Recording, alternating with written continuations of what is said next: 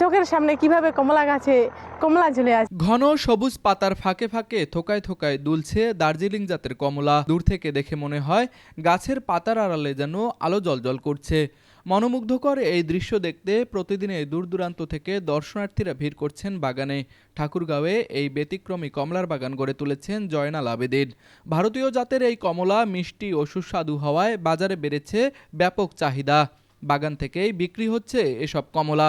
ঠাকুরগাঁও সদর উপজেলার উত্তর বঠিনা গ্রামে সবুজ মাল্টা, চায়না ও দার্জিলিং জাতের কমলার বাগান গড়ে তুলে তাক লাগিয়ে দিয়েছেন জয়নাল আবেদিন। চাকরি থেকে অবসরের পর ৬ বছর আগে ১ বিঘা জমিতে শুরু করেন এই উদ্যোগ। বর্তমানে তার বাগানের পরিধি বেড়ে দাঁড়িয়েছে ৬ বিঘায়। এর মধ্যে ২ বিঘা জমিতে দার্জিলিং জাতের কমলা, ২ বিঘায় চায়না জাতের কমলা এবং বাকি ২ বিঘা জমিতে রয়েছে সবুজ রঙের মাল্টা। বাগানের মনোরম পরিবেশ আর ফল ভরা গাছ দেখতে প্রতিদিনই দর্শনার্থীরা আসছেন বাগানে। কেউ বাগান ঘুরে দেখছেন, কেউ তুলছেন ছবি, আবার কেউ বাগান থেকে কমলা কিনে ফিরছেন বাড়িতে। পাশাপাশি ৬ বিঘা জমি জুড়ে এই কমলার বাগান গড়ে ওঠায় সৃষ্টি হয়েছে স্থানীয় মানুষদের কর্মসংস্থানও। বর্তমানে যেটা উনি করছে, এটা রস আছে প্রচুর, মিষ্টিও আছে, খারাপ না। যেটা ইম্পোর্টার আছে ওটারও কাছাকাছি টেস্টটা চলে গেছে। আসলে এই যে কমলার বাগানটা অনেক সুন্দর, বিশ্বাসই করতে পারছি না যে চোখের সামনে কিভাবে কমলা গাছে কমলা ঝুলে আছে, এবং সেটা দেখে আমি অনেক খুশি। আমি আসছি, আমার বান্ধবীরা আসছে, সবাই আসে দেখলাম যে কমলা বাগানের পরিবেশ অনেক ভালো এবং সুন্দর। গত বছর প্রায় ৯ লাখ টাকার কমলা ও মাল্টা বিক্রি করলেও চলতি মৌসুমে ১২ থেকে ১৫ লাখ টাকার ফল বিক্রির আশা করছেন জয়নাল আবেদিন।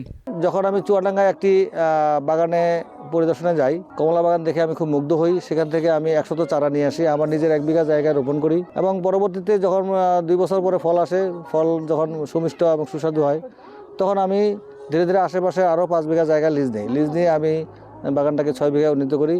আমার এখানে প্রতিদিন প্রচুর দর্শক আসে, তারা বাগানের সৌন্দর্য উপভোগ করে এবং অর্গানিক ফলটা নিজ হাতে পেরে খায়। দার্জিলিং কমলাটা আমি ৩৫০ টাকায় বিক্রি করি, চাইনিজ কমলাটা ২৫০ টাকায় বিক্রি করি, মালটা আমি ২০০ টাকা দরে বিক্রি করি। আমার পাইকারি বিক্রি হয় না, যারা প্রতিদিন আসেন তারা প্রতিদিন ১ কেজি ২ কেজি করে নিয়ে যান। আমার এখানে সিজন টাইমে ৩০ টনের দরকার আছে, কিন্তু আমি এখানে আমার উৎপাদন হয় মাত্র ১০ থেকে ১২ টন। আমি গত বছর ৯ লক্ষ টাকার কমলা এবং মালটা বিক্রি করেছি। এই বছর আমি ১২ থেকে ১৫ লক্ষ টাকা আশা করি। কৃষি সম্প্রসারণ অধিদপ্তরের তথ্য অনুযায়ী ঠাকুরগাঁও জেলায় বর্তমানে ১২৭ হেক্টর জমিতে ৭৯০টি মাল্টার বাগান এবং ৩৩ হেক্টর জমিতে ৫৩টি বিভিন্ন জাতের কমলার বাগান রয়েছে। প্রতি বছরেই বাড়ছে এসব বাগানের সংখ্যা। ঠাকুরগাঁও প্রতিনিধি মোহাম্মদ হাবিবের পাঠানো তথ্যচিত্রে ডেস্ক রিপোর্ট, RCTV।